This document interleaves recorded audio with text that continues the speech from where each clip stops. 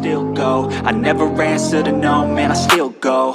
Go, go, go, go, go, go. Bonjour à tous et bienvenue pour la chaîne. Comme vous pouvez le voir derrière moi, aujourd'hui on va parler impression 3D avec la Anycubic Cobra 2 Max. Allez, c'est... Donc nous voici face à cette Anycubic Cobra 2 Max. Et comme son nom l'indique, le carton est max quoi. Il fait taille maxi le machin. Donc écoutez, je vais ouvrir ça et on va déballer ça ensemble et pour voir tous les composants qui sont dans le carton. Allez, c'est parti. Donc voilà le carton ouvert. Donc comme vous pouvez le constater, on voit cette grande surface d'impression. Donc on a des moteurs, on a des sacs avec des pièces, la tête d'impression à assembler, l'écran, le reste du châssis avec un double réglage des courroies a priori et l'autre côté du châssis. Donc je vais continuer à déballer ça et on va passer à l'assemblage de la bête. Avant de commencer, un petit coup d'œil rapide au Quick Start Guide là, comme vous pouvez le voir. Donc a priori ça a l'air assez dans les faits ça a l'air assez simple à assembler, hein. Donc le support de filament, le plateau inférieur, l'écran, les deux raidisseurs à mettre derrière la grande arche qui va tenir la tête d'impression et la tête d'impression à installer. Donc ça a l'air assez simple, on va voir dans les faits où ça en est. Donc voilà la bête sortie de sa boîte. Donc ici il y avait des colliers élastiques, des colliers plastiques pardon, qui tenaient l'espèce de portique à la base. Donc ça faut les retirer et il faut retirer aussi donc il y a 4 plaques de fixation comme ça de chaque côté. Il faut dévisser ça pour pouvoir donc faire monter le portique et pouvoir donc assembler la base.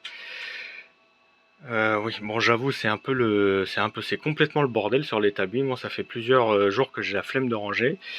On va pas s'en préoccuper, on va rester là-dessus et donc je vais dévisser les plaques de fixation et les plaques de transport pardon et ensuite on va continuer le montage. Donc nous y voilà, j'ai présenté on va dire la deuxième partie, donc l'espèce d'arche là qui va au-dessus du plateau d'impression. Donc pour l'installer, donc j'ai commencé à ouvrir tout ce qui était à castillage. Donc je vais un peu vous montrer donc ce qu'il y a. Donc on a un magnifique petit rouleau de PLA 10 mètres. Bon ça c'est toujours mieux que rien, mais bon voilà, on s'en branle un peu, hein. 10 mètres on fait rien avec ça. Ensuite, donc on a du matos pour le nozzle, on a des clés 6 pans, on a une clé USB sûrement avec tout ce qui est vidéo de mise en place comme ils aiment bien mettre les logiciels etc. Donc les vis pour visser tout ça. Donc ça c'est pour visser les supports, là c'est des espèces de supports derrière, là c'est les tiges derrière là. Une antenne Wi-Fi, on a des molettes, on a un capteur de filament. On a une aiguille, on a des espèces de passe-câbles et on a encore des clés. Donc avec tout ça, on va donc procéder donc à l'étape 2 qui est l'installation du portique donc au-dessus du plateau d'impression. Ensuite les barres support et ensuite ça va être tout ce qui est connexion électrique, réglage et compagnie. Donc sans plus attendre, je m'y colle. Et voilà la moitié de faite. Donc le portique fixé à l'aide des 3 vis ici, la barre de renfort fixée en bas ajustée, fixée en haut ajustée. Maintenant il me reste plus qu'à faire l'autre partie. Et voilà, l'autre côté est fait. Donc j'ai déjà commencé un peu à brancher les fils que je trouvais. Donc la barre de renfort fixée, même punition que de l'autre côté, et l'arceau pareil fixé avec les 3 vis.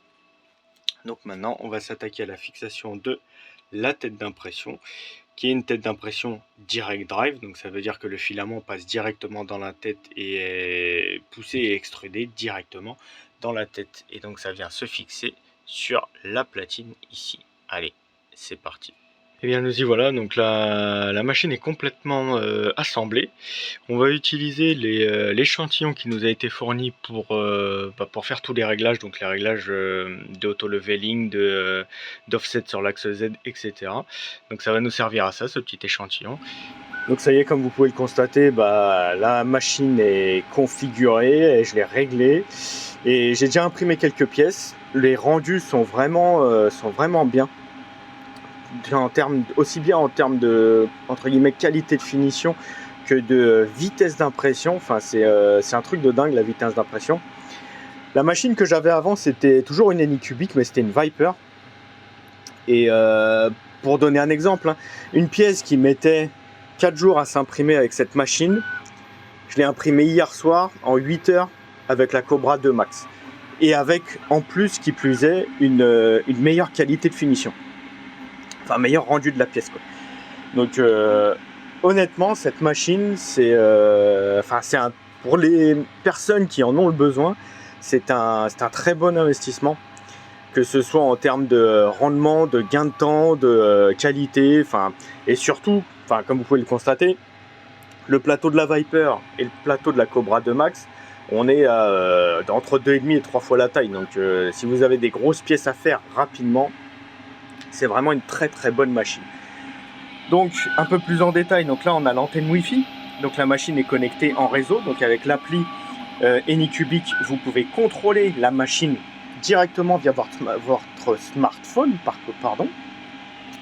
Port USB en façade, il y en a 3, donc soit pour brancher des clés USB avec vos fichiers imprimés, soit pour mettre une caméra, parce qu'elle gère les caméras. Une interface somme toute standard, hein, avec un écran tactile, donc c'est là-dessus que vous allez donc choisir vos la pièce, les objets à imprimer, faire vos réglages. Vous pouvez faire des réglages de Z offset, vous pouvez faire pas mal de réglages à la volée pendant l'impression. Donc comme je vous le disais, je vous l'ai déjà dit, c'est une imprimante direct drive, donc ça veut dire que l'alimentation de l'extrudeur se fait directement dans la tête d'impression, et ça c'est vraiment bien. Capteur de filament, de fin de filament. Tout ce qui est l'accastillage et le matériel, c'est vraiment très bon. Les réglages à l'ancienne, hein, des molettes sur les courroies, donc on a 2 courroies pour le plateau, une courroie pour la tête d'impression, donc ça nous fait 3 réglages au total. Alors comme je vous disais, c'est soit donc clé USB, donc support de stockage pour vos fichiers, soit il y a un espace de stockage directement implémenté, directement dans la machine. Donc vous pouvez stocker des fichiers directement dans la machine et donc les lancer via l'application. Et comme je vous le disais, la vitesse d'exécution et d'impression, c'est vraiment dingue, quoi.